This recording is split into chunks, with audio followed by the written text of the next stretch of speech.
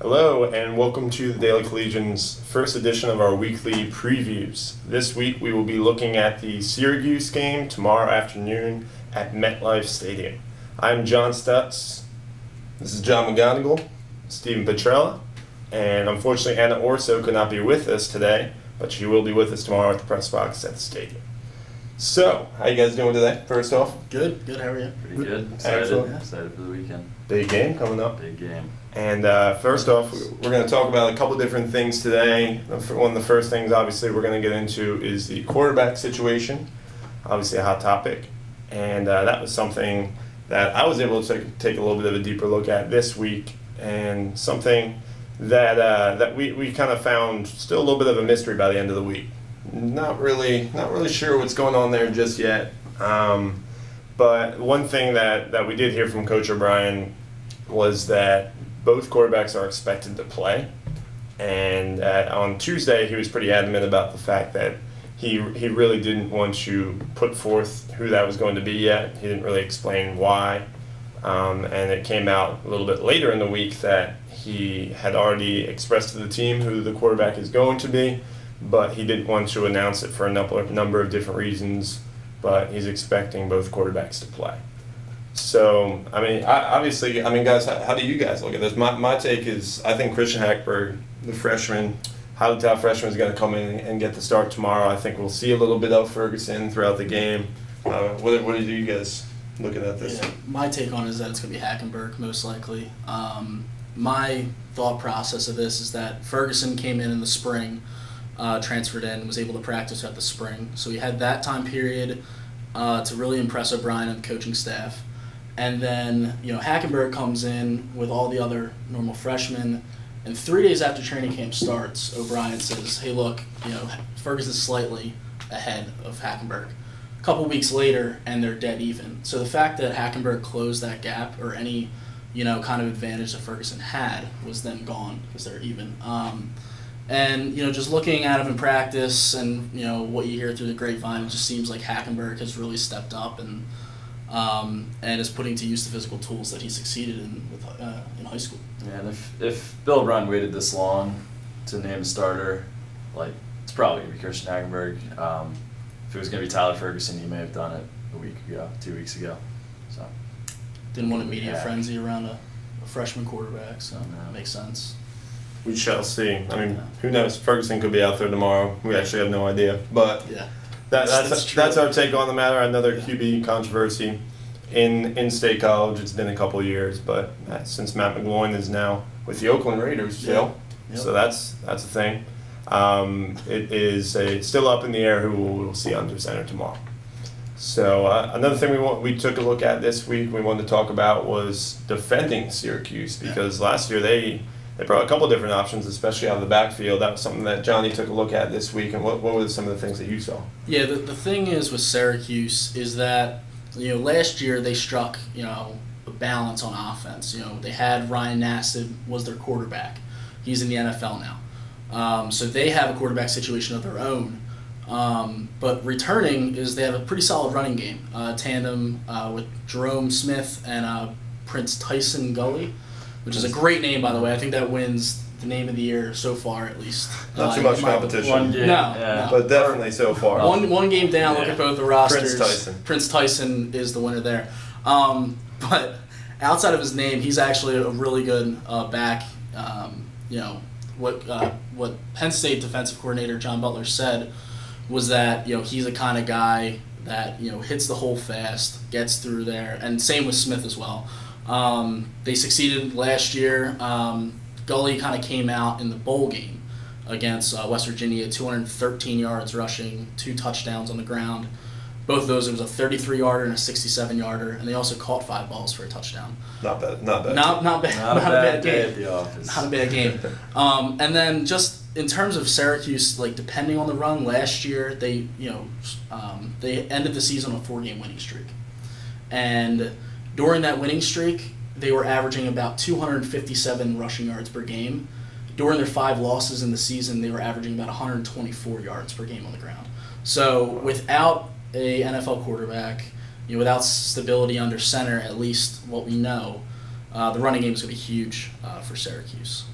And we saw with the quarterback situation, same thing there with Coach Schaefer and not announcing the quarterback there. I almost had to wonder whether O'Brien was just kind of playing along after Schaefer didn't announce it. He said, "Why give anybody an advantage?" That was last week. Yeah. 1 week later, O'Brien, I said I was going to announce it.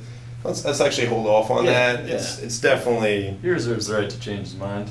It's his program. It's his true. team.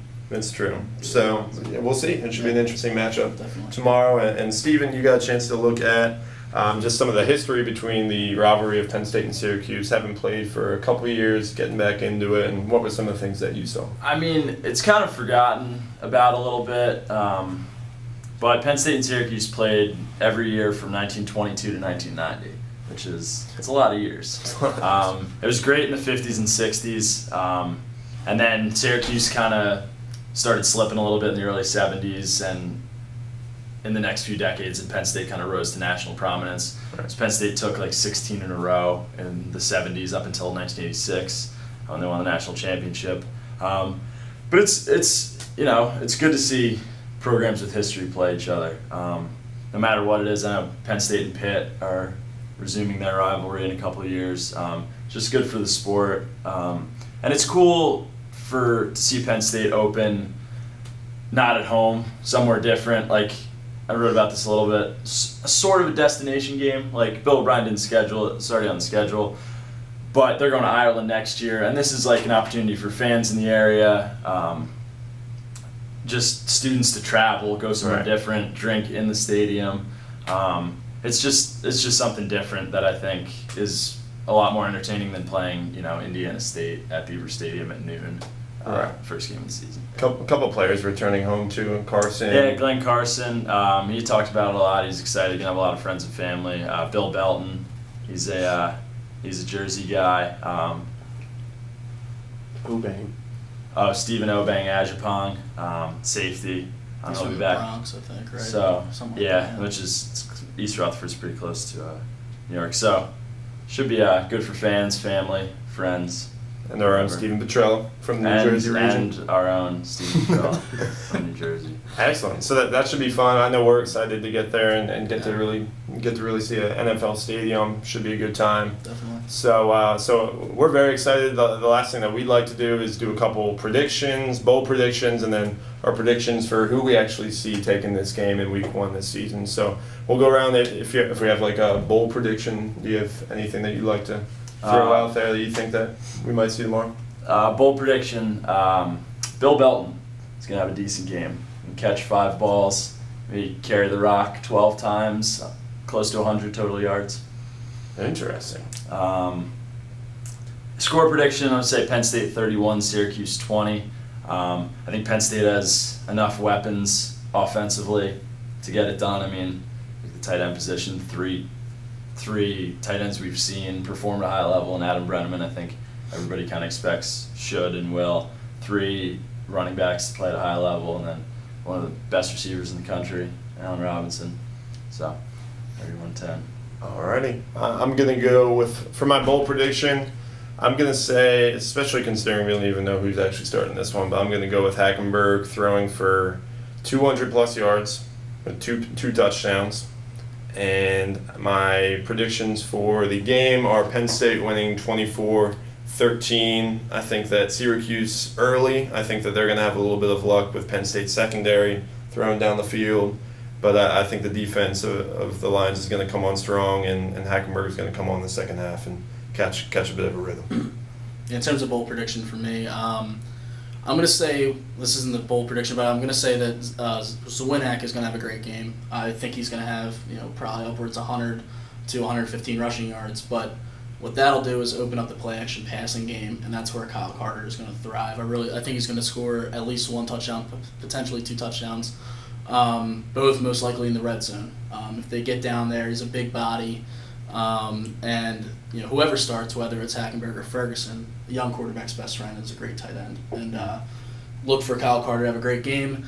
In terms of a score, I'm going to say 27-16. Penn State beating Syracuse. 16 is kind of an odd number, but I think 3 field goals. Yeah. Okay. I think what's going to end up happening is Syracuse is going to run the ball really well early. If they get the ball first, they'll set the tempo at least for the first quarter. get a touchdown. But then Penn State defense is going to kind of stiffen up a bit, adjust on the offensive or to the offensive line on defensive front, and hold them to 3 field goals after that. But yeah. All right. Excellent. Well, that will just about do it from us. Any last words before we say over and out? No. All right. Safe travels to anyone traveling to the game this weekend, and have an enjoyable Labor Day weekend here from the Daily Collegian football staff.